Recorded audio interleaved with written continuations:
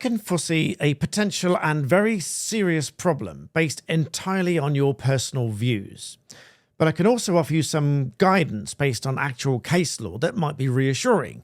This all follows my video on Nigel Farage and him having his bank accounts closed without any real reason that he's aware of.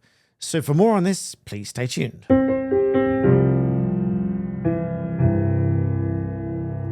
Welcome back to the channel. So you might remember my video on Nigel Farage and having his bank accounts, both personal and business, closed with very little notice, but without being given a reason.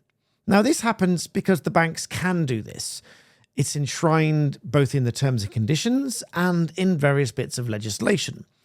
Those bits of legislation, however, are limited in a sense to that which might amount to money laundering or any kind of risk or suspicion of money laundering, suspicious activity for which they might file a suspicious activity report, which may not be the person themselves. It might simply be somebody that's related to their account, paying money in or having money paid out from that account, or any kind of political connection or any kind of risk associated with that person, such as the views that Nigel Farage himself has put out as being a politically exposed person, being a person who might be vulnerable to some kind of influence, and as a result of their political views or political position, might bring the bank into some kind of risk category, and therefore they might close their account. Now, there's a whole question over what one might do in that position, which I'll come to later in the video, which you may end up having no choice but to follow that path, and it may cause you all sorts of difficulties. But first of all, let's look at the story itself, because this might shed some light on what I'm going to talk about in this video and why there might be an inherent risk to us all, or anyone that holds any kind of view that does not accord with their bank's views or the views that their bank wants to uphold. The story by The Telegraph, reporting that a leading building society that it names as the Yorkshire Building Society, reportedly making an admission after claims that it had severed ties with a client who questioned the use of pride flags in their branches, made a statement that they would only make the difficult decision to close a savings account if a customer was rude or abusive or violent or discriminates in any way based on the specific facts and behavior in each case. So, in essence, what the bank is saying is if a client makes any kind of abusive, violent, rude, or discriminatory statement or action in any way, the bank would consider the facts of each case and then make what it calls a difficult decision in closing that account.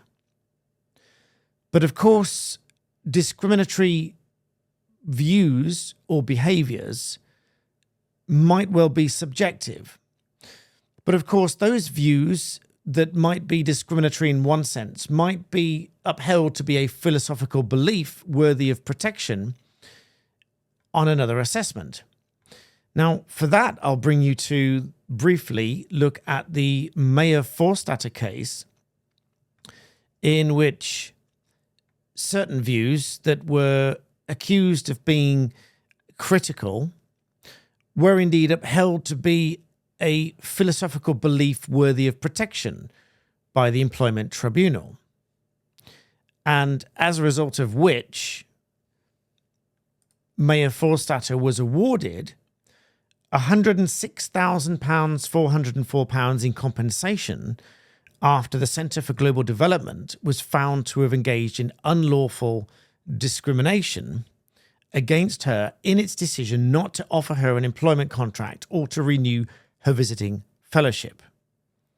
Now, this judgment that I just briefly brought up on screen went to great lengths to describe the complaints and the judgment reached, and the amount of damages awarded, but went on to uphold that the complaints of direct discrimination because of belief are well-founded against the respondents in respect of the decision not to offer the claimant an employment contract and the decision not to renew the claimant's visiting fellowship. Now, these complaints of direct discrimination came about because of Mayor Forstatter's beliefs. Now, the background of this case in brief was that in September 2018, the UK government was consulting on whether or not to reform the Gender Recognition Act to allow individuals to self-identify as the opposite sex.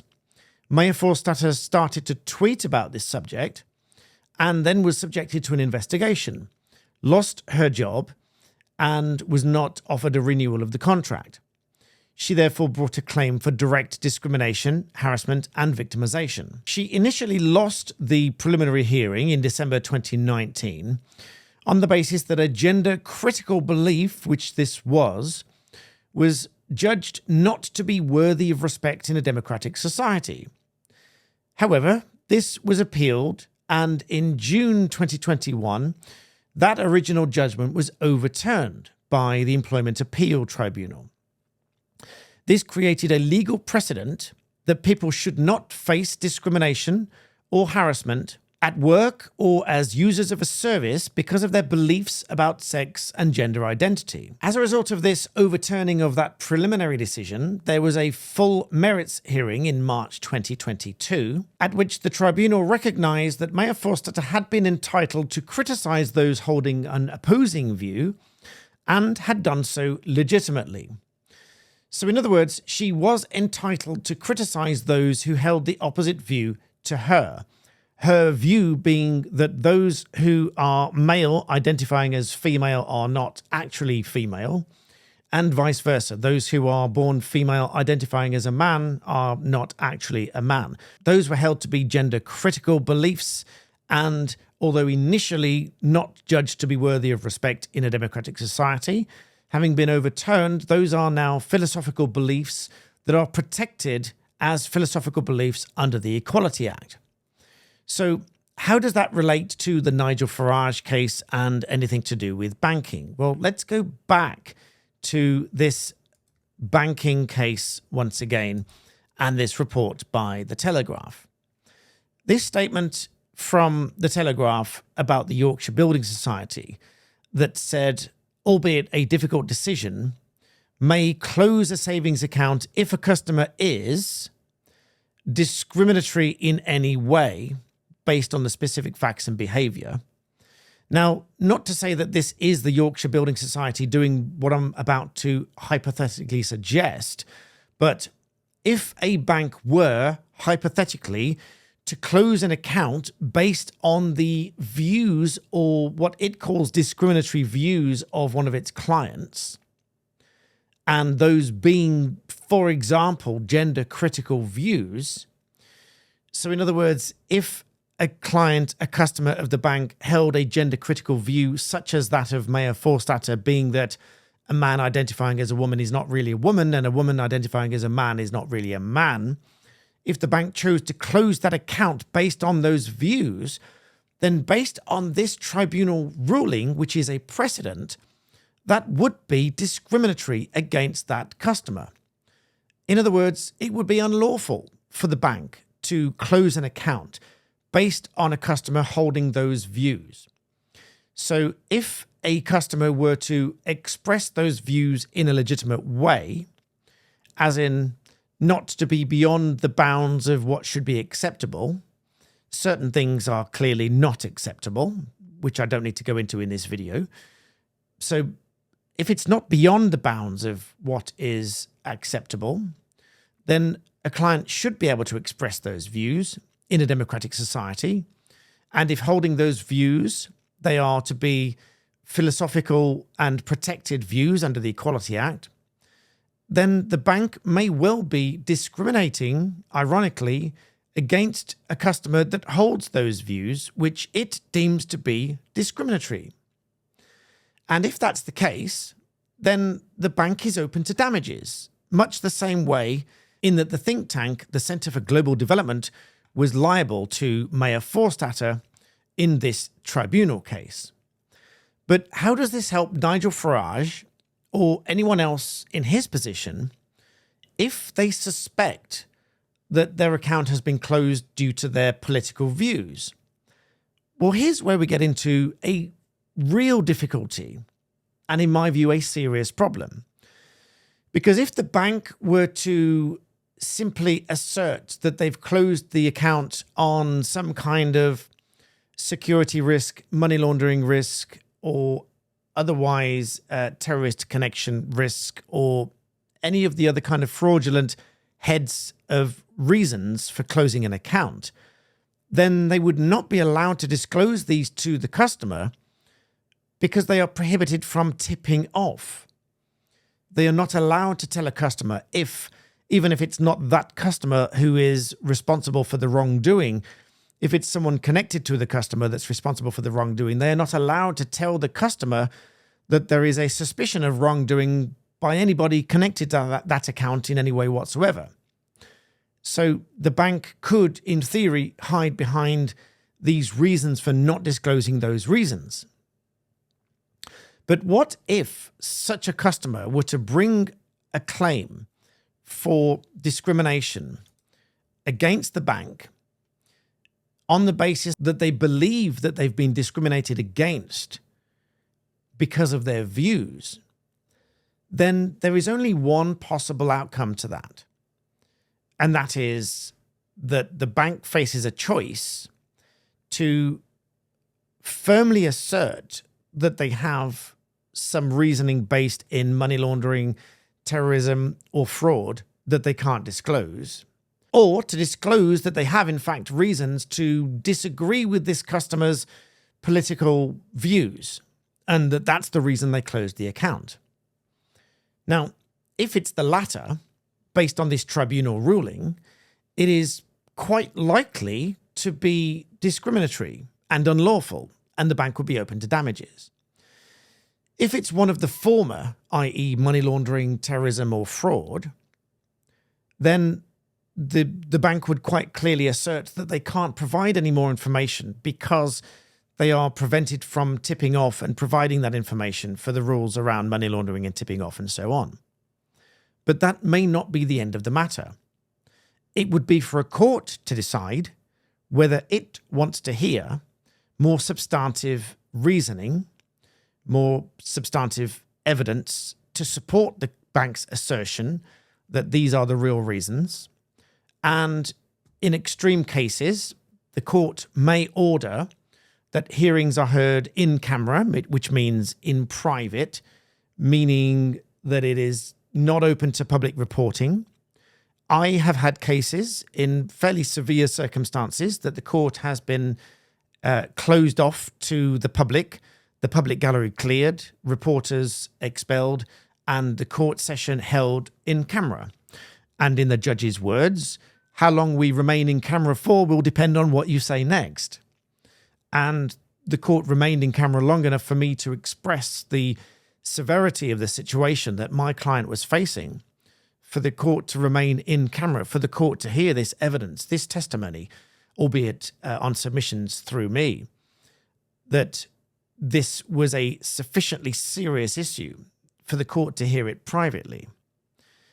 Now, it is entirely possible that the court might do that in such a case against a bank, hypothetically speaking. Another option will be for the court to appoint special counsel, whose task it would be to look at any evidence and any reasons by the bank that may not be permitted to be disclosed to the client in that case. And then the court would consider a report from special counsel as to whether the court should proceed, or whether in fact the reasons disclosed are sufficient and that there is no further claim along the lines that the client might suggest in such a claim, potentially, hypothetically, for discrimination. But either way, there is an even bigger yet further consideration for all of this, in that there are talks about a digital currency. And if we do in fact move towards a digital currency, this would put virtually all control over your money into the hands of the banks. Now, even as we stand and as I sit here now, many people's lives are governed and run by the money on the digital screen in front of them held by their bank, and not in the physical notes in their drawer, their wallet, their safe, or under their mattress. They are held digitally on a bank ledger somewhere and monitored by you on a screen, all of which can be taken away just like that. As in Nigel Farage's case, he no longer has access, or will be cut off his access to those bank accounts, and seeks an account elsewhere. And according to the report, has struggled to do so. And as he has struggled to do so, so may you.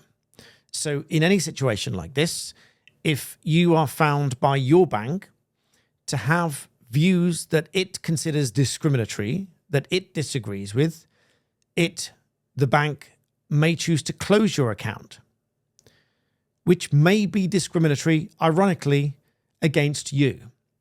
And in line with this tribunal ruling for Mayor Forstatter, you too may be open to damages in the region that she was awarded of over £106,000.